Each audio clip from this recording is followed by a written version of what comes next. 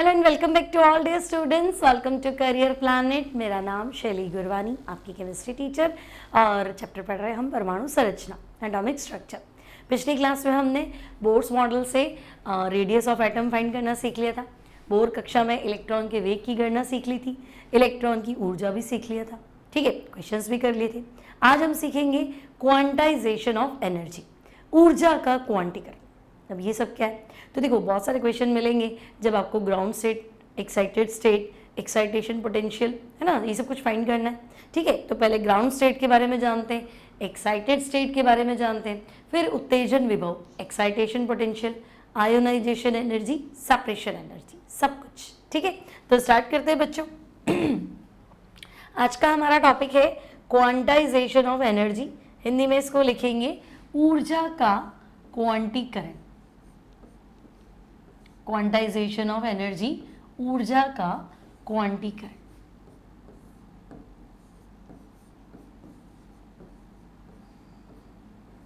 ठीक है, ऊर्जा का क्वांटीकरण।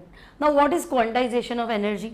तो बेटा हमने पहले ही फिक्स कर लिया था कि बोर ने बता दिया था कि इलेक्ट्रॉन वहीं चक्कर लगाना है जहाँ m into V into R, क्योंकि सर्कुलर पाथ है ना, रेखीय क्या बोलते हैं, सर्कुलर पाथ है, वृत्ताकार पथ है, तो रेडियस भी कांस्टेंट है। तो हम जो संवेग लेंगे, मोमेंटम लेंगे, वो एंगुलर मोमेंटम लेंगे, कोणीय संवेग एम वी आर, वो h/2 पाई के बराबर होगा या उसका मल्टीपल होगा। तो हम कहेंगे पथ जो है ना वो फिक्स है ना भाई, यहाँ चक्कर लगाएगा, यहाँ चक्कर लगाएगा, यहाँ चक्कर लगाएगा।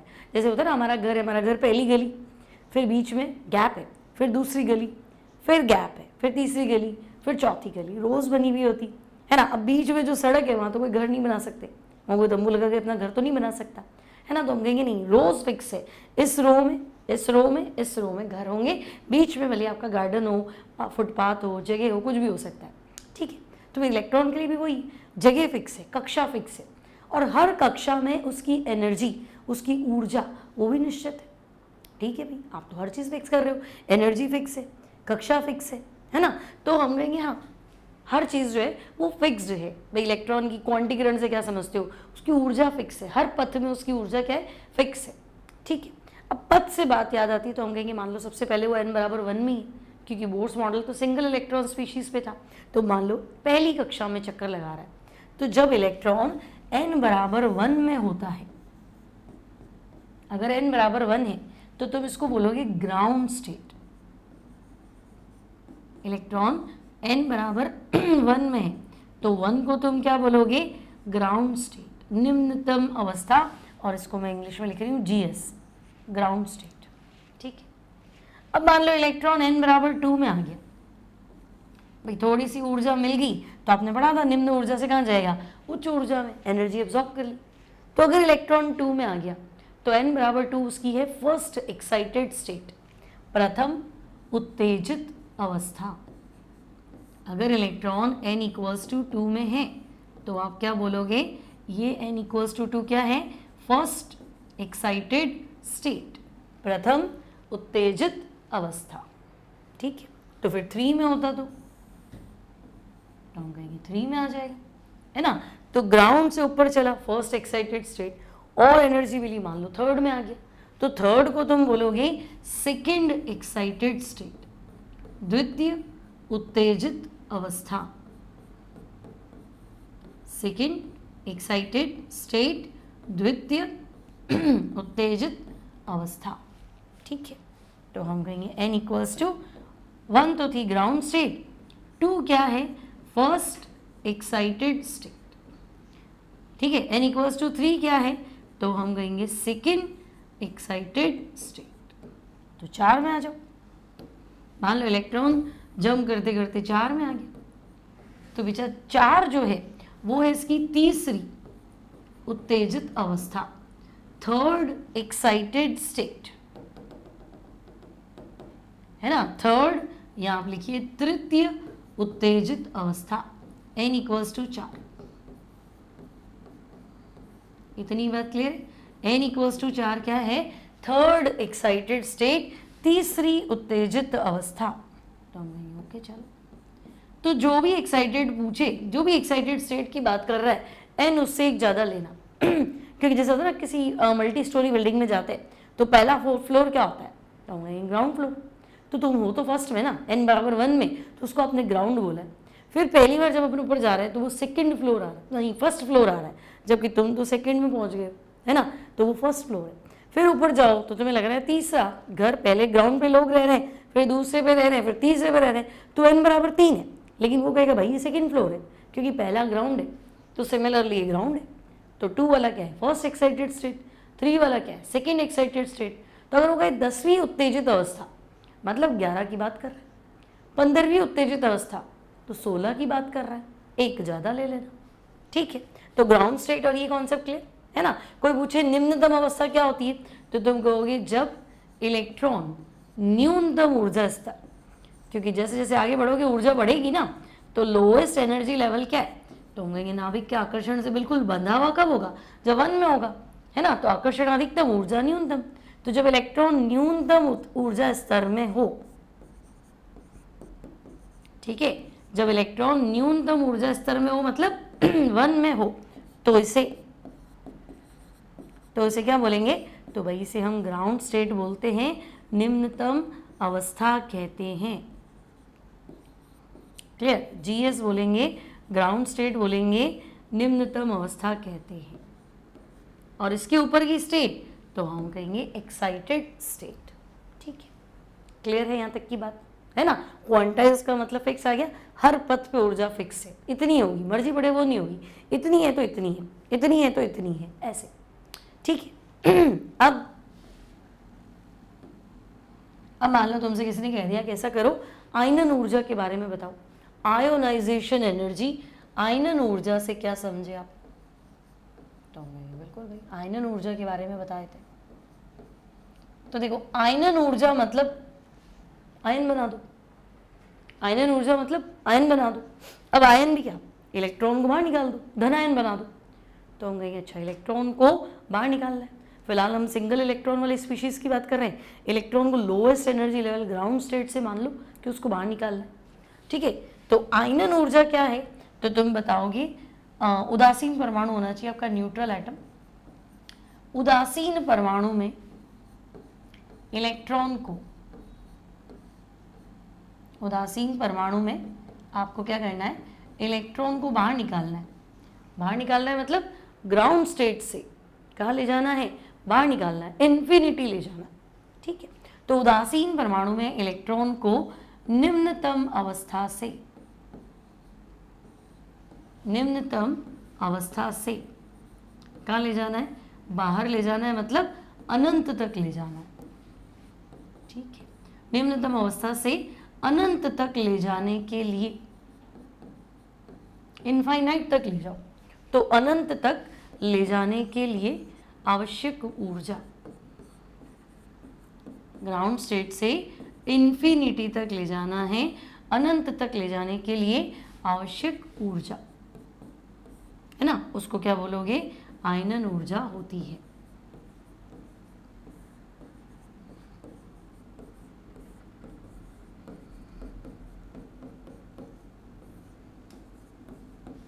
क्लियर, डेफिनेशन पूछो तो क्लियर है।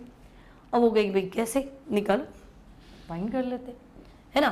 देखो ये हो गया नाभिक, n बराबर 1, तो हम कहेंगे n बराबर 1 तो ग्राउंड स्टेट, ठीक है। जीएस लिख दूँ, ग्राउंड स्टेट, ग्राउंड स्टेट मतलब निम्नतम अवस्था, ठीक है। फिर तो हम कहेंगे बीच बीच में तो और स्टेट आएंगी भी, n बराबर 2 भी आएगी, n बराबर 3 भी आएगी, है ना। तो 2 भी आ गया, 3 भी आ गया, 4 भी आ गया, लास्ट में जाते जाते n बराबर क्या आ गया, infinity.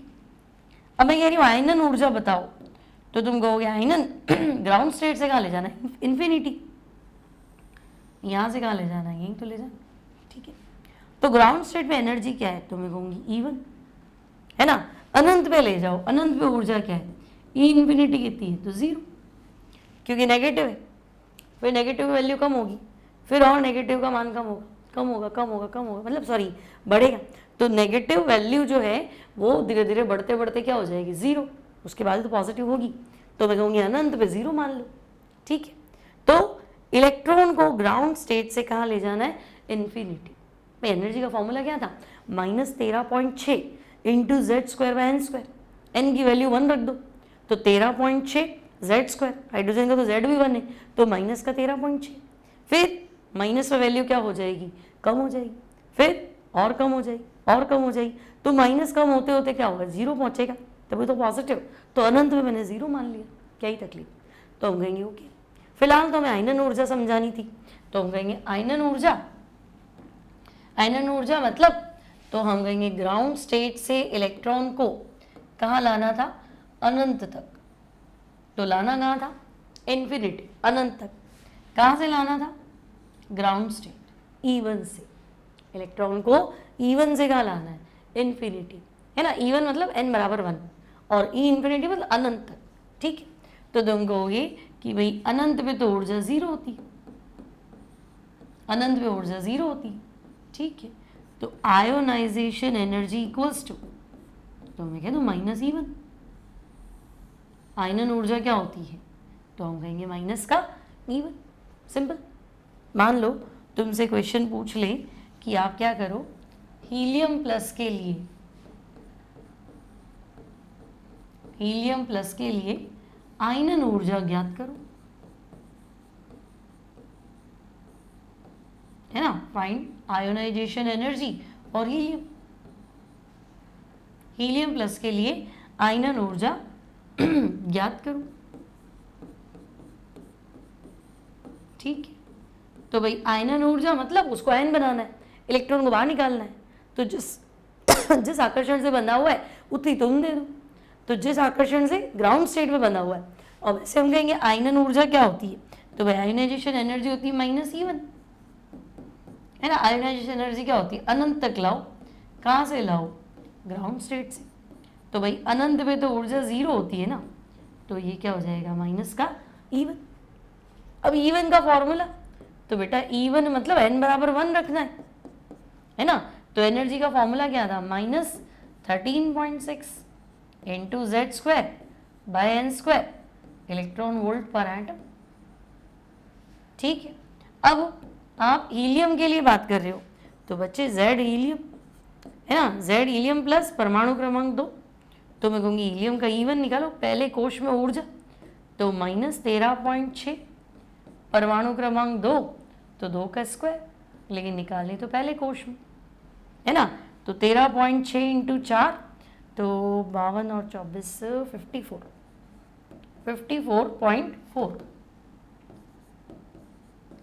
54.4 electron volt per atom.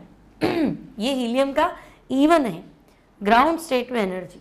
तो इसको तुम्हें बाहर निकालना है इलेक्ट्रॉन को, तो साइन चेंज करो, आयोनाइजेशन एनर्जी, तो हम कहेंगे माइनस की जगह प्लस कर दो, 54.4 इलेक्ट्रॉन वोल्ट पर एटम, है ना। -E1 था ना, E1 का फॉर्मूला तो पता ही है ना, साइन बदल दो, आंसर आ जाएगा। बोलो, सिंपल है, ठीक है। अब ये तो थी आयोनाइजेशन एनर्जी। अब अगर मैं तुम्हें कहूँ कि नहीं, आयोनाइजेशन नहीं, सेपरेशन एनर्जी की बात करो, पृथक्करण ऊर्जा, ठीक है। तो नेक्स्ट हेडिंग लगाएंगे पृथक्करण ऊर्जा, है ना। पृथक्करण ऊर्जा को हम बोलेंगे सेपरेशन एनर्जी।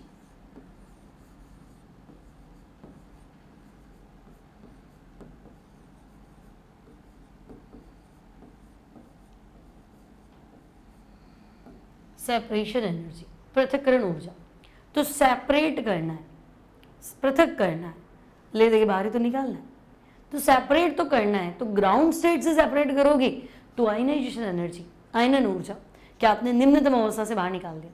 लेकिन ग्राउंड स्टेट से मत निकालो, कोई और उत्तेजित अवस्था से निकाल दो। भाई n बराबर 2 फर्स्ट एक्साइटेशन स्टेट, n बराबर 3 दूसरी उत्तेजित अवस्था, n बराबर 4 तीसरी उत्तेजित अवस्था। तो ग्राउंड स्टेट को छोड़ के और कोई भी स्टेट से क्या करो, बाहर निकाल दो, तो हम उसको सेपरेशन एनर्जी बोलेंगे, ठीक है। तो सेपरेशन एनर्जी, तो आपको क्या बताना है, इलेक्ट्रॉन को उत्तेजित अवस्था से, है ना, ग्राउंड स्टेट से नहीं, क्योंकि ग्राउंड वाली आयोनाइजेशन एनर्जी थी, तो इलेक्ट्रॉन को उत्तेजित अवस्था से, ठीक है, अनंत तक ले जाने के लिए, है ना, इनफाइनाइट तक ले जाना है, अनंत तक ले जाने के लिए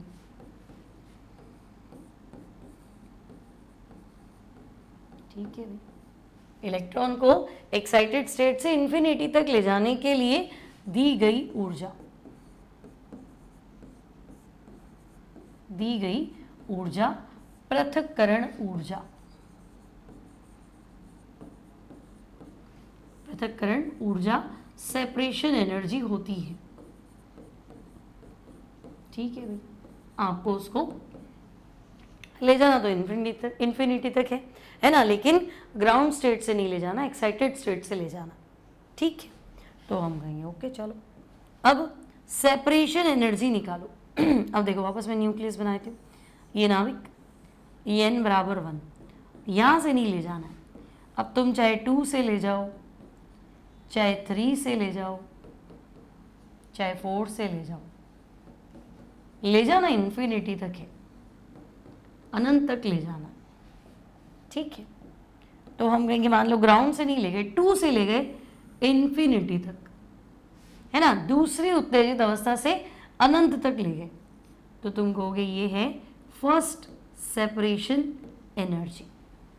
ग्राउंड से नहीं ले गए, ग्राउंड से तो आयोनाइजेशन एनर्जी हो जाती, सेकंड से ले गए इन्फिनिटी तक।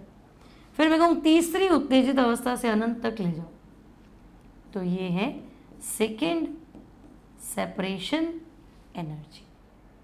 4 से ले जाओ इन्फिनिटी तक, तो ये हो जाएगी थर्ड सेपरेशन एनर्जी। मैं बस तो आयोनाइजेशन एनर्जी ग्राउंड से इन्फिनिटी तक ले जाओ, सेपरेशन एनर्जी पृथक्करण ऊर्जा फर्स्ट सेपरेशन एनर्जी, ठीक है, सेपरेट करना है, इवन से लाओगे तो आयोनाइजेशन होगी। फर्स्ट टाइम सेपरेट करो तो प्रथम उत्तेजित अवस्था से सेपरेट कर दो, तो प्रथम उत्तेजित अवस्था मतलब 2, दूसरी उत्तेजित, हाँ ये क्या है, दूसरी उत्तेजित अवस्था n बराबर 3, ये तीसरी उत्तेजित अवस्था n बराबर 4, तो इसको छोड़ के कहीं से ही ले जाओ। तो फर्स्ट सेपरेशन एनर्जी मतलब फर्स्ट एक्साइटेड स्टेट, प्रथम उत्तेजित अवस्था, तो मैं कहूँगी प्रथम उत्तेजित अवस्था तो E2 है, और ले जाना कहाँ तक है, इन्फिनिटी तक। ठीक है, तो लाना तो है इन्फिनिटी तक, प्रथम उत्तेजित अवस्था मतलब 2 से। ठीक है, अब E इन्फिनिटी कितना होता है, E इन्फिनिटी होता है 0, E इन्फिनिटी होता है 0। ठीक है, तो देखो फर्स्ट सेपरेशन एनर्जी, तो मैं कहूँगी -E2 लिख दो, है ना, E इन्फिनिटी 0 है, -E2 लिख दो। फिर सेकेंड सेपरेशन एनर्जी, तो हम कहेंगे लाना तो इन्फिनिटी तक है, सेकेंड एक्साइटेड स्टेट क्या होती है, E3। ठीक है, तो E इन्फिनिटी फिर से 0, सेकेंड सेपरेशन एनर्जी, तो तुम कहोगे माइनस का E3, third separation energy minus का E4। ठीक है, मान लो तुम्हें कोई क्वेश्चन दे दिया है ना, मान लो आपको पूछ लिया कि आप ऐसा करो, हाइड्रोजन एटम के लिए, हाइड्रोजन परमाणु के लिए फर्स्ट सेपरेशन एनर्जी, प्रथम पृथक्करण ऊर्जा, हाइड्रोजन एटम के लिए फर्स्ट सेपरेशन एनर्जी, प्रथम पृथक्करण ऊर्जा ज्ञात करो। ठीक है भाई, फर्स्ट सेपरेशन एनर्जी फाइंड करनी है हाइड्रोजन एटम के लिए। ओके, तो हम कहेंगे फर्स्ट सेपरेशन एनर्जी, है ना, फर्स्ट सेपरेशन एनर्जी मतलब फर्स्ट एक्साइटेड स्टेट से कहाँ लाना है, इन्फिनिटी तक लाना है, तो लाना तो E इन्फिनिटी तक है, प्रथम उत्तेजित अवस्था यानी n बराबर 2 से। ठीक है, अब तुम कहोगे भाई E इन्फिनिटी तो 0 होता है ना, फर्स्ट सेपरेशन एनर्जी, तो E इन्फिनिटी की वैल्यू 0 होती है, यहाँ लिख देते हैं हम, सिंस E इन्फिनिटी तो आपका 0 है, तो फर्स्ट सेपरेशन एनर्जी हो गया -E2। अब E2 निकालो, हाइड्रोजन एटम के लिए E2 निकालो, तो एनर्जी का फॉर्मूला क्या है, -13.6 into Z square upon N square electron volt per atom. ठीक है, अब एटम तो हाइड्रोजन है तो Z तो आपका क्या हो गया 1 है ना, और E2 निकालो, N की वैल्यू 2, तो तुम कहोगे E2 बराबर क्या हो जाएगा -13.6, Z स्क्वायर आपका 1, शेल नंबर 2 है तो 2 स्क्वायर है ना, तो हमारा आंसर आ गया -13.6, E2 इक्वल्स टू आ गया -13.6 डिवाइडेड बाय 4, तो ये आ गया माइनस का 3.4 इलेक्ट्रॉन वोल्ट पर एटम। ठीक है, अब E2 आ गया माइनस का 3.4। फर्स्ट सेपरेशन एनर्जी क्या है, तो भाई फर्स्ट सेपरेशन एनर्जी थी माइनस का E2, तो माइनस और ब्रैकेट के अंदर फिर से माइनस लिख दो, तो फर्स्ट सेपरेशन एनर्जी हो गई प्लस का 3.4 इलेक्ट्रॉन वोल्ट पर एटम। बात समझे, पृथक्करण ऊर्जा, सेपरेशन एनर्जी, ग्राउंड स्टेट को छोड़ के कहीं से भी सेपरेट कराओ, पहली एक्साइटेड स्टेट से सेपरेट करोगे तो first separation energy, second excited state से सेपरेट करोगे तो सेकेंड सेपरेशन एनर्जी। ठीक है, मान लो एक और क्वेश्चन कर लेते हैं, तुम्हें दे दिया कैसा करो, हीलियम प्लस के लिए सेकेंड सेपरेशन एनर्जी ये फाइंड करो, है ना, हीलियम प्लस के लिए सेकेंड सेपरेशन एनर्जी फाइंड करो, तो हम कहेंगे ओके, सेकेंड सेपरेशन एनर्जी मतलब सेकेंड एक्साइटेड स्टेट से कहाँ लाना है, इन्फिनिटी, सेकेंड एक्साइटेड स्टेट मतलब 3 से लाना है, तो -E3। अब तुम कहोगे E इन्फिनिटी कितना है, तो 0, तो सेकेंड सेपरेशन एनर्जी ना हमेशा एक अगली होती भाई, 10वीं सेपरेशन एनर्जी, तो E11 निकाल दो, साइन चेंज कर दो, है ना, सिक्स्थ सेपरेशन एनर्जी तो E7 निकाल दो, क्योंकि सिक्स्थ एक्साइटेड स्टेट मतलब 7, तो E7 निकाल दो, साइन चेंज कर दो, तो बस मुझे क्या करना है, सेकेंड पूछी है तो E3 निकालना है, साइन बदलना। ठीक है, अब हीलियम प्लस के लिए E3, तो देखो E3 क्या होगा, तो मैं कहूँगी -13.6 into Z square by N square, -13.6, helium का एटॉमिक नंबर तो 2 है ना, और एन थर्ड निकालो ना E3, तो मैं 9 कर देती हूँ, या पहले 3 स्क्वायर लिख दो। ठीक है, तो 13.6 को क्या करें, E3 कितना होगा, तो मैं कहूँगी -13.6 इंटू 4, तो ये तो कितना हो गया माइनस का 54.4 डिवाइड बाय क्या कर देना 9, आई बात समझ में, तो 54.4 को 9 से डिवाइड कर दिया, तो ये आ गया तुम्हारे पास क्या, मान लो इलेक्ट्रॉन वोल्ट, ये क्या आ गया E3। तुम्हारे को क्या करना है, सेकेंड सेपरेशन एनर्जी, तो तुम्हारा आंसर क्या था -E3, तो माइनस और ये साइन माइनस है ना, -54.4 डिवाइडेड बाय 9, तो बच्चे सेकेंड सेपरेशन एनर्जी जो होगी that will B 54.4 divided by 9।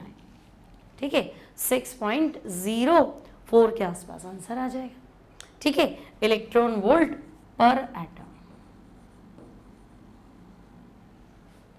ठीक है, इलेक्ट्रॉन वोल्ट पर एटम समझ में आ गया, सेपरेशन एनर्जी भी क्लियर। अब आता है एक्साइटेशन पोटेंशियल, उत्तेजन विभव, एक्साइटेशन पोटेंशियल,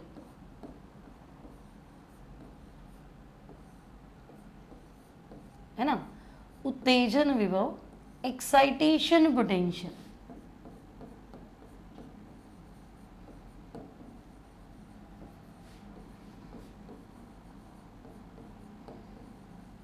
एक्साइटेशन पोटेंशियल, उत्तेजन विभव, ईपी बोलेंगे, है ना।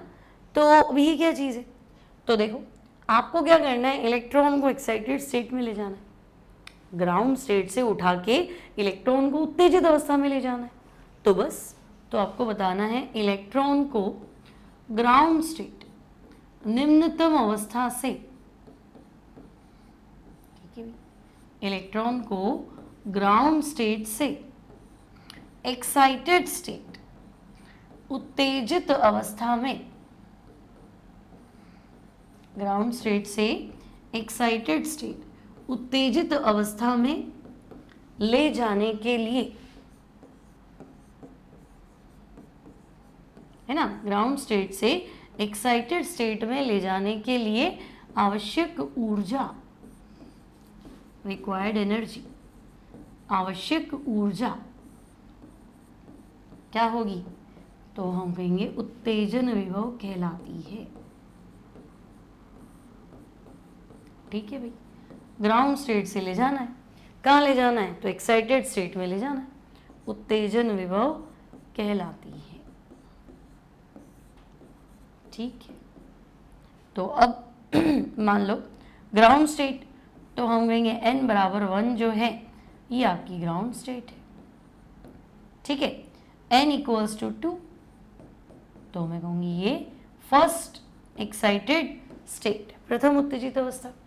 फिर n इक्वल्स टू 3, तो हम कहेंगे ये सेकेंड एक्साइटेड स्टेट।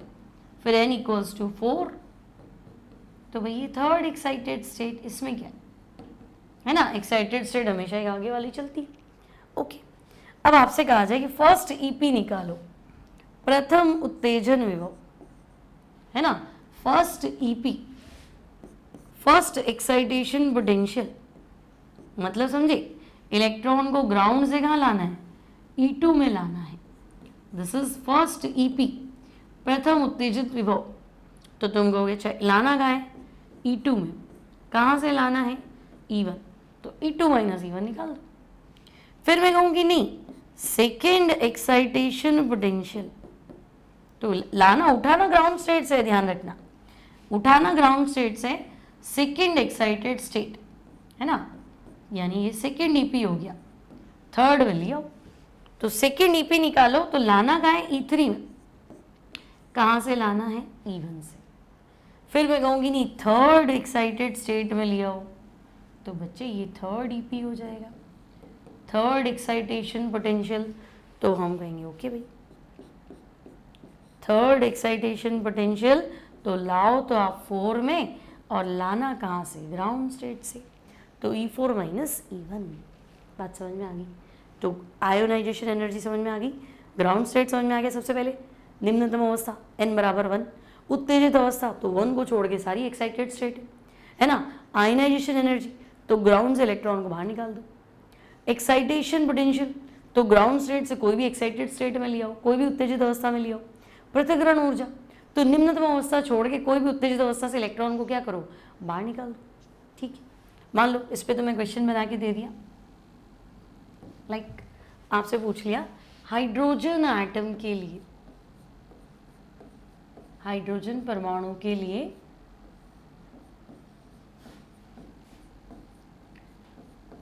प्रथम उत्तेजन विभव की गणना करो, है ना। हाइड्रोजन के लिए फर्स्ट एक्साइटेशन पोटेंशियल, प्रथम उत्तेजन विभव की गणना करो।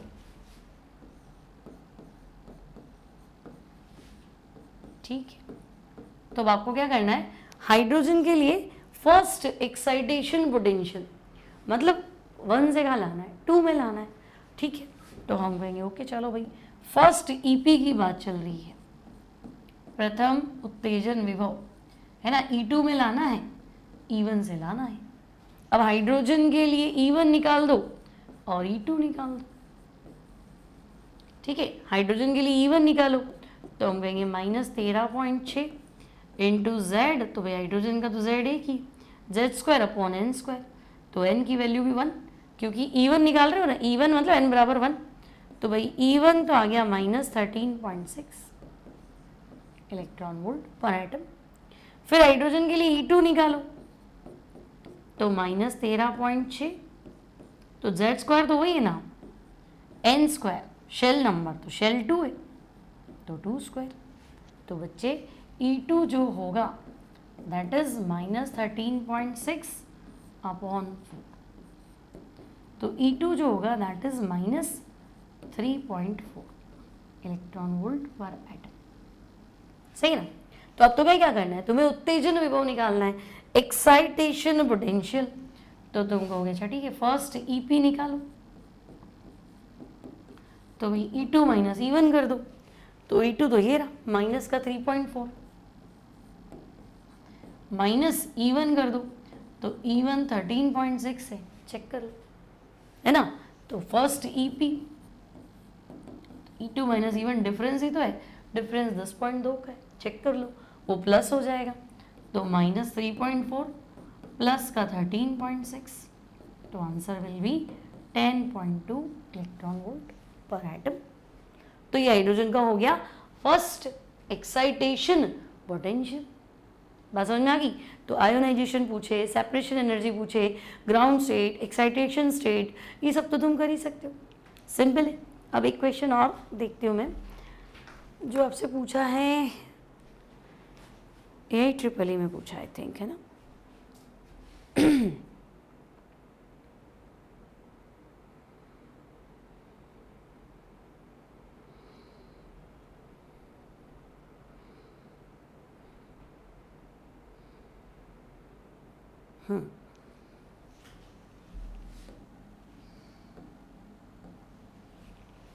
ठीक है, ये क्वेश्चन पूछा है भाई AIEEE 2002 के अंदर। क्वेश्चन है आपके पास, निम्नतम अवस्था में हाइड्रोजन की, ग्राउंड स्टेट में निम्नतम अवस्था में हाइड्रोजन परमाणु की ऊर्जा,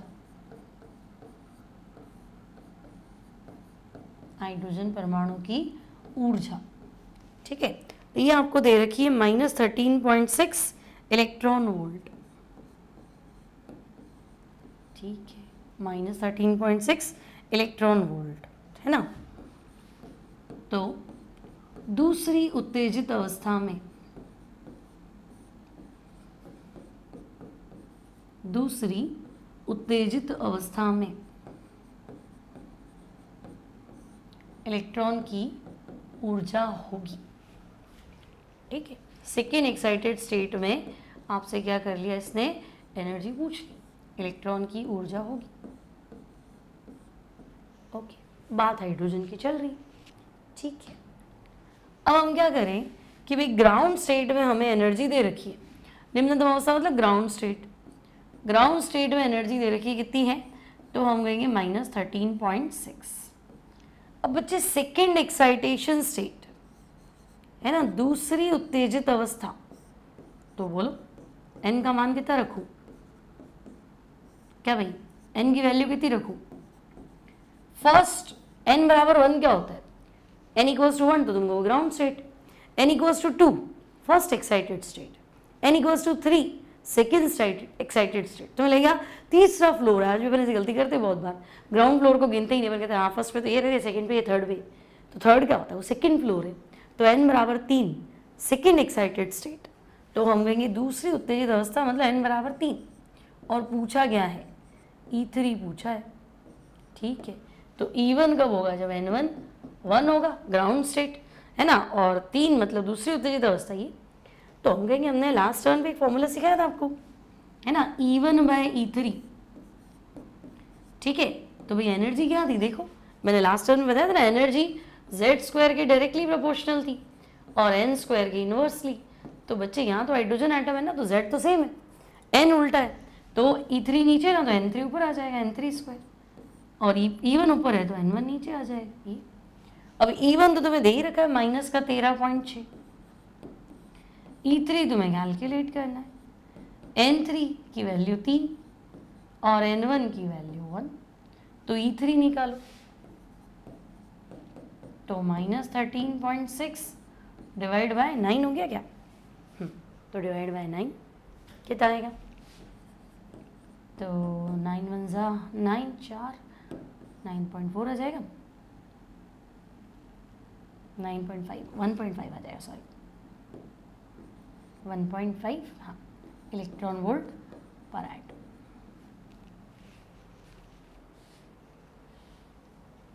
ठीक है, ये समझ में आ गया, कोई डाउट नहीं, सिंपल सा क्वेश्चन ये आपका पूछा हुआ है AIEEE 2002, है ना। तो आंसर आ जाएगा आपका 1.51 इलेक्ट्रॉन वोल्ट।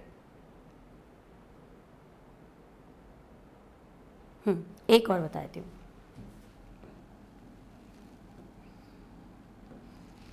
ये भी आपका AIEEE 2008 का क्वेश्चन है,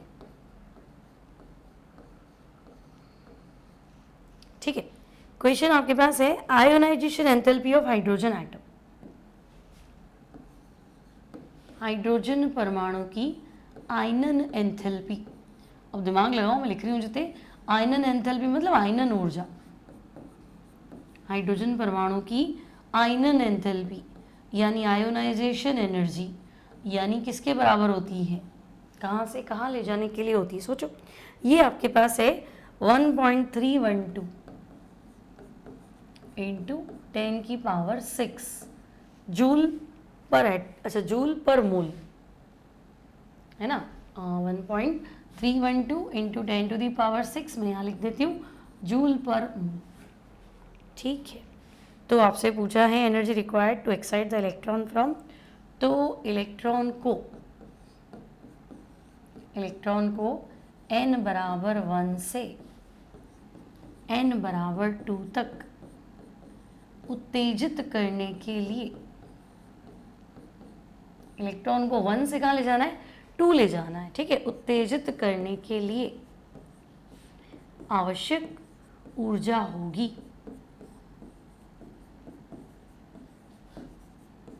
ठीक है, रिक्वायर्ड एनर्जी आवश्यक ऊर्जा होगी। इलेक्ट्रॉन को 1 से ले जाना है, 2 तक ले जाना है, आयोनाइजेशन एंथैल्पी तुम्हें दे दी, ठीक है। अब ध्यान से सोचो, आयोनाइजेशन एनर्जी मतलब इलेक्ट्रॉन को कहाँ ले जाना है, 1 से इन्फिनिटी। तो मैं कहूँगी आयोनाइजेशन तो E इन्फिनिटी माइनस E1 होता है, फिर तुम कहोगे भाई E इन्फिनिटी तो 0 होता है ना, और ये क्या हो गया -E1, और आयोनाइजेशन तो तुम्हें दे ही रखी है ना भाई, कितनी दे रखी है, तो हम कहेंगे 1.312 इंटू 10⁶ जूल पर मोल। आंसर भी सारे ऑप्शन में जूल पर मोल ही, तो हम कहेंगे E1 बताओ, तो E1 आ गया -1.312 इंटू 10⁶ जूल पर मोल, ठीक है। अब तुम्हें N1 से N2 ले जाना है, मतलब मुझे तो E2 माइनस E1 चाहिए, लेकिन मैं लाऊंगा कहाँ से, मेरे पास तो E1 ही, तो E2, तो अभी तुम्हें एक फॉर्मूला सिखाया था ना, E1 अपॉन E2, तो भाई एनर्जी Z² के डायरेक्टली प्रोपोर्शनल, और आपके पास तो एटम एक ही है तो Z1 Z2 करने की जरूरत नहीं है, और N के इन्वर्सली, तो यहाँ N2² अपॉन N1², क्योंकि एटम तो एक ही है, E1 मतलब 1 में एनर्जी, E2 मतलब सेकेंड शेल में एनर्जी, ठीक है। अब E1 तो होंगे हमें पता ही है, माइनस का 1.312 इंटू 10⁶, E2 आप बता दो, N2 मतलब सेकेंड शेल और N1 मतलब फर्स्ट शेल, तो E2 कितना हो जाएगा, तो मैं कहूँगी 4 से डिवाइड कर दो, और तो है ही क्या, तो ठीक है। E2 जो आएगा that will be -1.312 into 10⁶ divide by 4, okay, joule per mole. तो मेरे पास E1 भी आ गया, मेरे पास E2 भी आ गया, लेकिन मुझे 1 से 2 ले जाने के लिए एनर्जी चाहिए, तो मैं कहूँगी अच्छा भाई आवश्यक ऊर्जा, है ना, रिक्वायर्ड एनर्जी।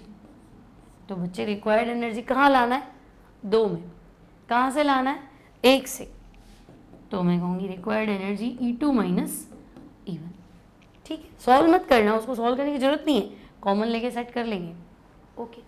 तो हम कहेंगे ओके भाई required energy E2 minus E1।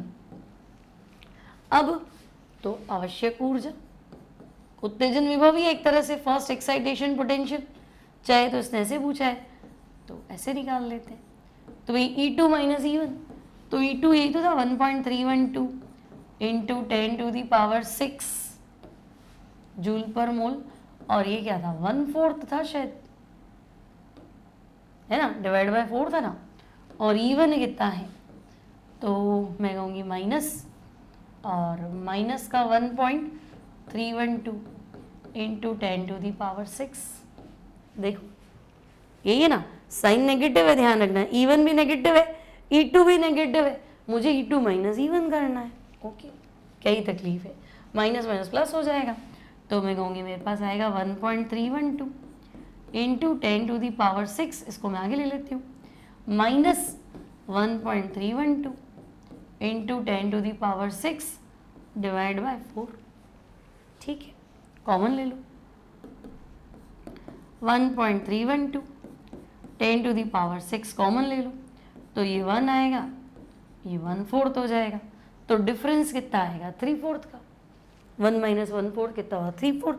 तो बस मेरा आंसर प्लस में 1.312 इंटू 10 की पावर 6 इंटू 3/4 है ना, जूल पर मोल, ये आपका आंसर बनेगा। सिंपल। तो क्वांटाइजेशन ऑफ एनर्जी समझ में आ गया, निम्नतम अवस्था, उत्तेजित अवस्था, आयनन ऊर्जा, पृथक्करण ऊर्जा, उत्तेजन विभव, और इस तरह के क्वेश्चंस बन जाएंगे सारे के सारे। ठीक है, तो आज थोड़ा सा लो फील कर रही हूँ मैं, तो बोलूँगी नहीं, तो मैं शेयर नहीं बोलूँगी शेयर, सब्सक्राइब एंड लाइक। कोई डाउट हो तो लिख देना, अभी लेक्चर चल रहा है ना, चैप्टर रनिंग में है, आपको कमेंट्स में लिख देना, जो भी डाउट होगा वो बता दूँगी। तो मिलती हूँ next time, till then take care and good bye.